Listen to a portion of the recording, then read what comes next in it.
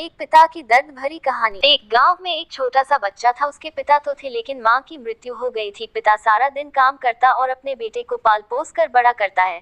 वह सारे सुख अपने बेटे को देता है जो एक माँ दे सकती थी। उस पिता ने कभी कुछ नहीं मांगा, सिर्फ इतना ही मांगा कि मेरे बेटे को कोई परेशानी ना हो। दिन बीतते गए, बेटा पढ़ लिख कर अच्छा जॉब भी करने लगता है और वह शहर में रहने लगता है।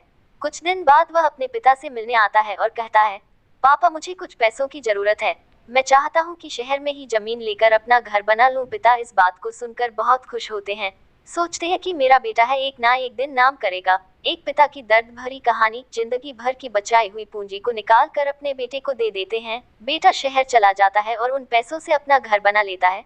पिता इधर इंतजार करता रहता है कि मेरा बेटा फिर से आएगा, एक ना एक दिन तो मेरे पास आएगा, बनने वाले हैं। पिता को बहुत खुशी होती है। इस बात को सुनकर वह कहते हैं, तू मुझे मेरी बहू और पोता से कब मिलाएगा? बेटा कहता है, बस पापा थोड़े दिन और। पापा मुझे कुछ पैसों की जरूरत है क्योंकि आजकल थोड़ा जॉब में खींच बीच हो रहा है, जिसके कारण से मुझे कुछ दिन के लिए सस्पेंड कर दिया गया है। पिता के पास कुछ नहीं रहता है देने के लिए, लेकिन फिर भी कहता है अच्छा। बेटा से उधार लेकर अपने बेटे को दे देता है और बेटा पैसे लेकर शहर चला जाता है।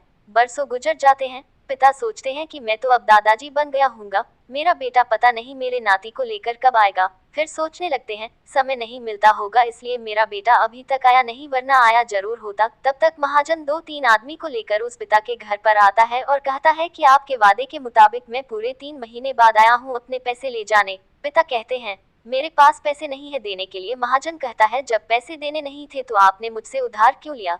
तभी पिता कहते हैं, ठीक है रुको, मैं तुम्हारे लिए पैसों का बंदोबस्त करके आता हूँ।